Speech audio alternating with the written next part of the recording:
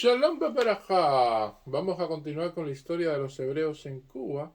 Seguimos analizando el almanaque hebreo Vía Banera del año 1949, el artículo de Joshua Holstein. En tierras americanas se ha reanudado la convivencia hispano-israelita. Y ahora pasamos al acápite número 2 que se titula Los judíos en la Argentina. Dice así: la población judía contemporánea, con la excepción de los campesinos judaicos de México ya descrito de la América Latina, no es la directa continuación de los grupos judíos tratados en la primera parte de este trabajo. Las comunidades judías de hoy son producto de inmigraciones modernas, empezando con la que trajo una colonización agrícola de la Argentina desde 1890. El 15 de octubre de 1939 celebróse el cincuentenario de la decana de las colonias agricultores judías Moisésville, en la provincia de Santa Fe. Con este acto se conmemoró en general la radicación de familias judías de agricultores en diversos puntos de la República. La delegación de asociaciones israelitas argentinas había preparado una interesante película cinematográfica en la que se documenta la colonización hebrea desde la llegada del primer grupo de colonos a la localidad de Palacios, provincia de Santa Fe, en el año 1889 hasta la fecha del cincuentenario. Las leyendas de dicha película fueron escritas por el doctor Arturo Capdevila y contribuyen y construyen un verdadero himno al trabajo de la tierra por los inmigrantes israelitas. Reza el comentario del gran matutino bonaerense, La Prensa, 15 de octubre de 1939. En su edición del día siguiente, el mismo rotativo informa ampliamente sobre la celebración de la importante fecha bajo la cabecera: con singular lucimiento fue celebrado ayer el cincuentenario de Moisésville. Participaron en los actos muchas autoridades gubernamentales, entre ellas el ministro de Instrucción Pública y Fomento. En la plaza de San Martín de la Colonia se realizó el acto del descubrimiento del busto del Libertador. Así que la tradición agrícola conservada hasta hoy día por los campesinos judíos de México fue reanudada en la lejana Pampa por los modernos colonizadores judíos venidos desde la Europa Oriental. Hoy en día forman una población rural de más de 30.000 almas que cultivan una extensión de 617.468 hectáreas. Los aportes económicos de esta colonización han sido de alta importancia para la nación argentina, porque extensas tierras y áreas de suelo fértil fueron reclamadas de la jungla y de la pampa y convertidas en fuentes de producción de riqueza nacional. Representan los agrícolas judíos un 10% de la totalidad de la población correligionaria de Argentina. La colectividad judía de Argentina es la mayor de la América Latina. Interesa observar que los sefardíes, o sea, los judíos de ascendencia hispano-portuguesa, son una pequeña minoría en la Argentina y todas las repúblicas latinoamericanas hoy día. Por lo tanto, representan las comunidades judías contemporáneas un nuevo caso histórico de la convivencia hispano-israelita. Somos testigos del encuentro entre hispanos de América y los judíos oriundos de la Rusia zarista, Polonia, Rumanía, Alemania, etcétera, de un ambiente muy apartado psicológicamente y culturalmente del mundo hispano. Interesa saber qué punto es posible hablar de un acercamiento o amalgama espiritual entre cimientos y elementos mutuamente, mutuamente tan extraños. La inmigración agricultural judía a la Argentina comenzó en el año 1890 en busca de un refugio a la ola antisemita que había engolfado a la Europa Oriental hacia fines del siglo pasado. Si en todos los países representa la agricultura el oficio más nacionalista por ser la vinculación del hombre a su suelo, no es tanto más en Latinoamérica, continente agricultural por excelencia. Si por acaso creyera el lector que la colonización judía en la Argentina ha dado por resultado una especie de judería rural, un gueto agricultural, una colonia extranjera establecida en el suelo argentino. Bastaría fijarse en el panorama literario y cultural en general de la nación argentina para convencerse de que esta colonización significa la integración de la entraña argentina de los inmigrados judíos y de sus hijos nacidos en el seno del mundo criollo. Si en el caso de la agricultura todavía se puede imaginar participación creadora en ella en medio de territorialismo espiritual, como fue ampliamente demostrado con relación a las colonias alemanas y japonesas de varios países latinoamericanos, no es posible ni pensarlo en cuanto a la obra literaria y cultural, para estar en condiciones de aportar aún un grano a la construcción de la vida espiritual de un pueblo. Es absolutamente incluible el prerequisito de la identificación armoniosa con el alma nacional. Y esto precisamente han logrado hacer los judíos argentinos, mayormente oriundos de ambientes y de ascendencia nada hispánicos.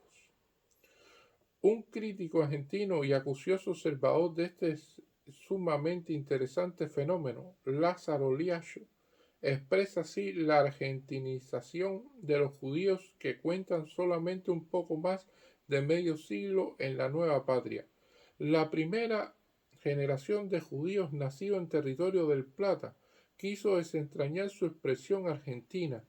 Ellos presentían de su destino, se ligaba definitivamente a la tierra virgen y su deseo inmediato fue contribuir al humano esfuerzo por crear una expresión argentina.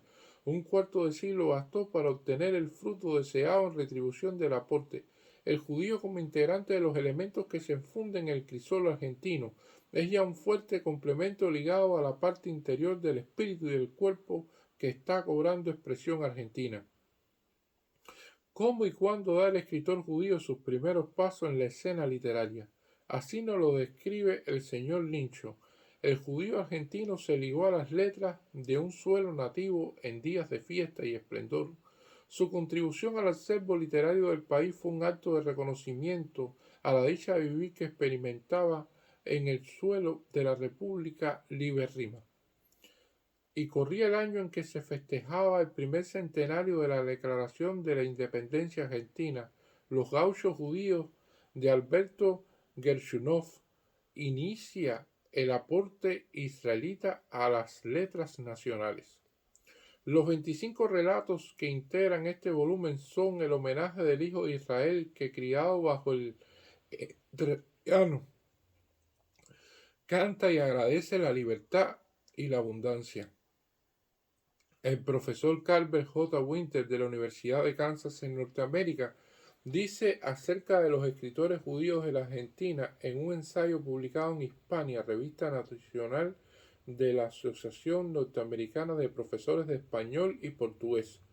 Un hecho es patente, y este es el relativamente alto número de este grupo comparado a los escritores de todas las clases. Es una antología de cuentos argentinos de hoy, por Miranda Clitz, publicada en Buenos Aires en 1929, de 28 autores representados, 8 son judíos. Pilman, en el prefacio de su traducción francesa de cuentos hispanoamericanos, Le Conteur hispanoaméricain, París 1936, menciona 7 judíos entre 34 argentinos citados. En 3 años, escritores judíos ganaron un primer premio municipal por poesía, uno por el drama y un tercer premio por la novela. Quizá una de las mejores pruebas de la argentinidad de los escritores judíos es el hecho de que para la inauguración del Teatro Nacional, subvencionado por el gobierno federal, se escogió una obra de Samuel Eschelbaum, quien, según una opinión autorizada entre los hombres de letras de su generación, lleva realizando el aporte más firme e independiente para la dignidad de nuestro teatro. Para tener cabal concepto del significado verdadero del aporte judío a la literatura argentina para las perspectivas de colaboración hispano-israelita en las Américas, hay que hacer hincapié en la completa novedad y originalidad del fenómeno. Es verdad que en Iberoamérica hay una rancia tradición literaria judaica. Basta citar al renombrado autor teatral Antonio José da Silva, 1705 a 1739 del Brasil, creador de la obra O Judeu, y padre de la literatura dramática brasileña, y por supuesto al glorioso autor de María, Jorge Isaac, en Colombia, 1837 a 1895, más el primer judío de ambos padres cuya ascendencia portuguesa de muchos siglos, muy natural pues en él florecía el genio lusitano. El caso de Isaac se aproxima ya más a la situación de los escritores judíos de Argentina. También él fue del lado paterno la primera generación criada bajo el sol cauqueño. Sin embargo, por la madre había recibido la riquísima herencia de las Atenas del Nuevo Mundo. Claro que los judíos tienen mucho orgullo en haber participado en la formación del genio que produjo la obra para Luis Alberto Sánchez. Es el primer grito de la naturaleza humana, hombre y paisaje del consumo, con un sentido místico del amor que está por encima de la declamación grandiosa y grandilocuente de los románticos, y adquiere un nivel de tersura, de difinidad realmente poco común. Los judíos de la Argentina, venidos de un ambiente totalmente distinto y sin tradición hispánica alguna, alcanzaron a aportar su primicia literaria en la lengua de su nueva patria. Solamente 20 años después de haberse radicado en el suelo de La Pampa, así han dado, en las dos fases más íntimas de la vida nacional, clara evidencia de altas potencialidades para una productiva convivencia hispano-israelita en las Américas. En la historia de ambos asociados se han registrado un magnífico precedente que dio a la península ibérica una de sus brillantes épocas. No es imposible que el nuevo encuentro hispano-israelita encierre una promesa grávida de mucho bien también para las Américas. Esta es la segunda parte de este artículo publicado en el Almanaque Hebreo Vida Habanera del año 1949, que se titula En las tierras americanas se ha reanudado la convivencia hispano-israelita, por Joshua Hochstein. La semana que viene, Bezrat Hashem, continuaremos con la tercera parte. Muchas gracias.